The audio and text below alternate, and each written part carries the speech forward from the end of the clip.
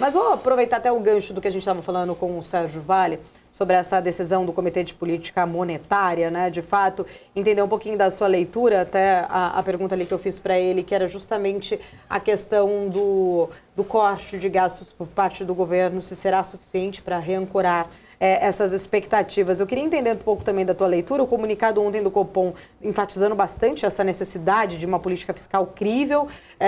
Isso, na sua visão, deve acontecer, deve acomodar, ou o mercado ainda vai continuar cético?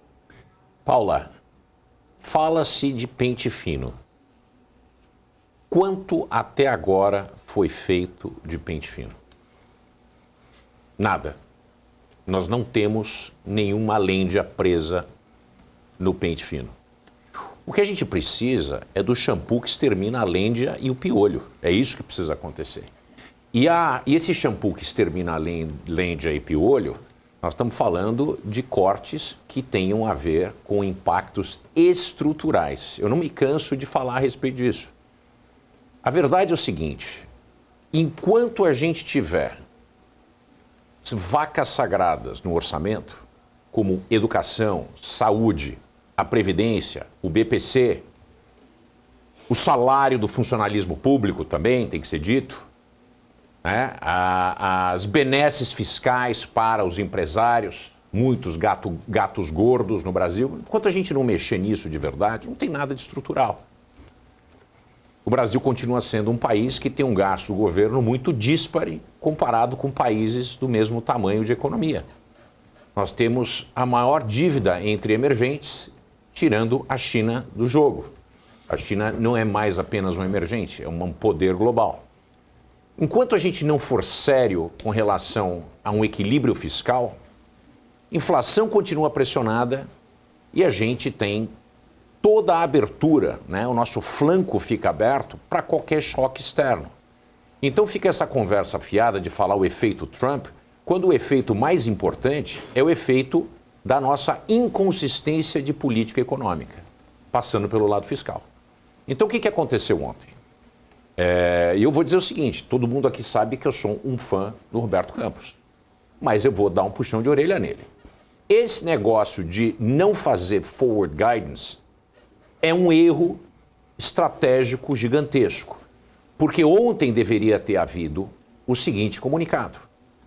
Nós estamos muito preocupados com a situação fiscal e é dependente da decisão da ala econômica e do presidente em um pacote de revisão e corte de gastos estruturais que a política monetária vai ser ditada.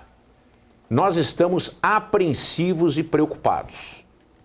E com isso, futuros aumentos de taxa Selic podem ser mais do que proporcionais.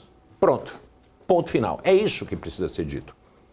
Porque agora o momento é de imprensar o governo contra a parede. Ou sai um pacote, ou assume logo que não vai ter pacote. Não vamos mexer e assume as consequências. Dólar estoura, ponta longa estoura e fica desse jeito. E vamos ver no que dá.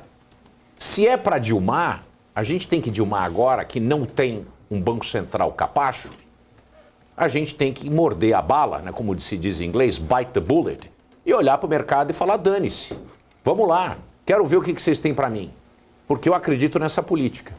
E no momento que isso for feito, aí a gente sabe onde nós estamos navegando e a gente tem como decidir o que vai fazer. Não pode continuar essa mistura, né, de dois filmes importantes, né, que é a espera de um milagre e Esperando por Godot.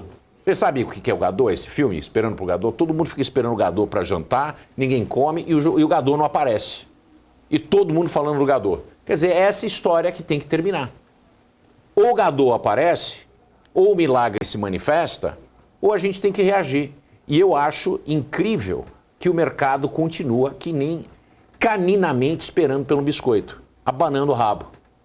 Quer dizer, vamos parar com essa brincadeira e a gente tem que entender que a situação do Brasil é muito séria. E se o governo não for pressionado de maneira aberta, esse negócio de colocar as luvas brancas, isso não dá mais. Como é que a arrecadação cresce 9% real, Como é que a gente tem, ao mesmo tempo, recorde em cima de recorde?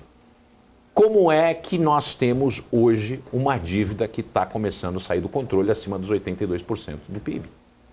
Não é aceitável.